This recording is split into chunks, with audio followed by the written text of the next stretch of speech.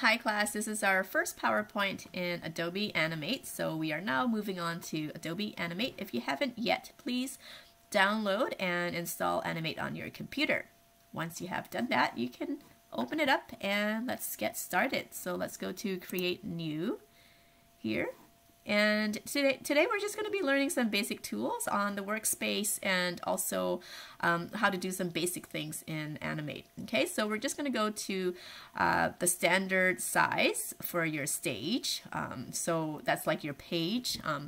Okay, so there are some presets here. There's standard HD, full HD, and 4K. You can see the sizes here. This is 640 by 480, and these ones are much bigger. So let's just go to 640 by 480. Of course, you can custom change this to any size that you want.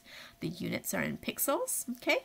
And we'll talk about frame rate and platform type later on, okay? So let's just go take a look at creating a stage with 640 and 480 dimensions. Okay, so I'm going to go to Create now, and it's just going to open up my stage for me.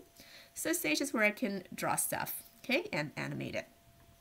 All right, so this is very similar to like your page in InDesign.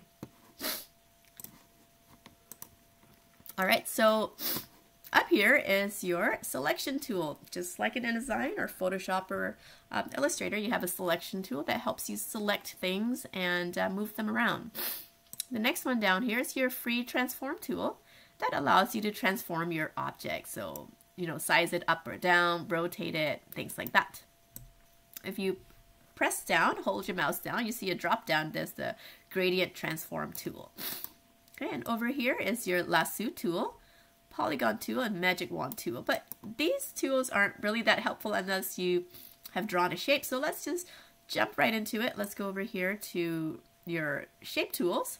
So you have your rectangle tool, rectangle primitive tool, oval primitive tool, and your polystar tool. So let's just start with a simple rectangle shape. So if you are familiar with Illustrator and Photoshop, you have drawn shapes before, and even in InDesign you can draw shapes. In Flash, shapes work a little bit differently. A shape can be actually a vector shape and a bitmap shape at the same time. Okay, and I'll show you what that means. So I'm just gonna, before I draw my shape, I'm just gonna double click down here in the fill color, and then just pick a different color that you can see. All right, and on the stroke, black stroke. And if you go over here to properties on your right hand side, right now I'm on assets. If you go to properties, it also tells me that the tool I'm using is a rectangle tool, the fill is red, the stroke is black, and what's this over here? That's only 84%. That's only 84% fill. Should be 100%. This has to do with the transparency. Okay, there we go, 100%. The stroke is 100%. Okay, so this is stroke color, fill, and then this is the stroke size. I can make it stroke size to 4, be thicker. I can change the style of it, okay, here, but I'm just going to leave it here. And let's draw our first shape. So you click and drag, and here is my shape.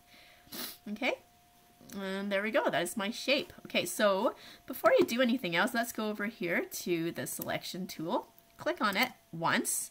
So when I click on it once, it only selects the fill. So look in the properties. It says just fill. Where did the stroke go? To select the stroke as well, if you click on the fill, you have to double click inside. So click away, click on the white spot, and then go inside your shape again and double click. That selects the fill and the stroke. Okay, again, click on the white. If you only want to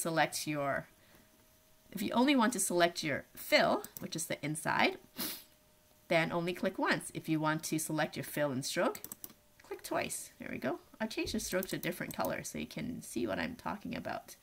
Okay, so I'll change it to like a purple color. All right, so again, that's only fill, double click, fill and stroke. If I only want to select my stroke, I click once on it, and that actually only selects one side of it. And I'll show you what I mean. I click on it and I drag it over. See, I only select one side of it. Now I'm gonna go click and undo move. I can select the top by only clicking on the top, and that only selects the top. So I go undo move. If I want to select all of it, all around, okay, I double click on the stroke. When I'm on the stroke, you can see that my mouse that little icon near my cursor changes, right? My pointer changes. I mean, double click, and there we go. Okay, and now I have all of my stroke selected. Okay, so let's go edit, undo. Edit, undo, move. Okay, so so to move things around, you can click on it, on what you select. Right now, only select the fill, and then I can move it around. Okay, so I'm just gonna undo that a few times. Edit, undo, edit, undo, edit, undo. All right, so the next thing I'm gonna show you, it's a little bit strange. So I'm just gonna go over here to rectangle and draw another rectangle. Okay, and then use my selection tool here. I'm gonna double click on the purple stroke, and then I'm going to go edit, cut, and that cuts the stroke.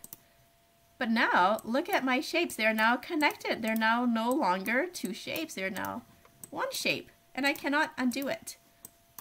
Okay, well, I can go to edit and then undo it many, many times, but I can't just separate it anymore. Now they're merged. They automatically merge. So if I draw another shape, so this time without a stroke, so if I draw another shape here, another shape there, and here, they all become, oh, didn't mean to do that, so they all become connected.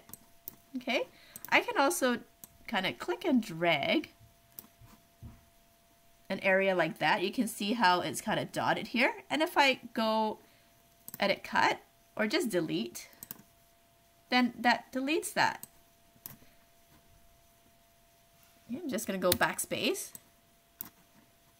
Okay, so it's very easy to change shapes in Flash. A bit strange. Okay, so it's not just with the fill, it's also with the stroke. When the strokes connect, so if two lines connect, they become one shape. They become joined. Okay, so that's just how it works. And I can delete something by, if I just click and drag a rectangle over something, I can delete it. Okay, but it deletes everything that that rectangle touches. Okay, so again, it doesn't just have to be rectangles. It could be a rectangle. Okay, I'll just take the stroke away and oval. Okay, so I'm just going to take the stroke away, rectangle and an oval. Draw that. Now they're automatically joined. Okay, another cool thing I like to show you. Let's go draw a rectangle. All right, and then if you go to your selection tool and click down to your sub-selection tool, you can click on each point and you can select it like they're vector points. Okay, so select each point and you can move it around and change the shape of it as well, just like you would in Photoshop or InDesign or Illustrator. But yet you can just select part of it with the selection tool and also just delete it away. Okay, pretty interesting, right? So, okay, so what I would like you to do is to, for your first exercise, I would like you to draw a shape. Okay, but before I do that, I also want to show you the pen tool.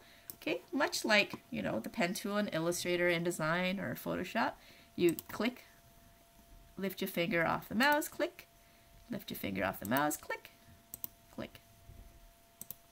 Okay, so I'm going to write the letter M here.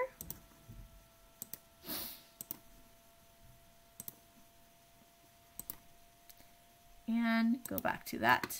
Now, here we go. Now I have the letter M, and I can fill this shape with color, right? But how would I do that? Can I do that after the fact that I've created the shape? Now I have nowhere to go fill the color, right? So I can actually go over to my paint bucket tool here and fill it with a color.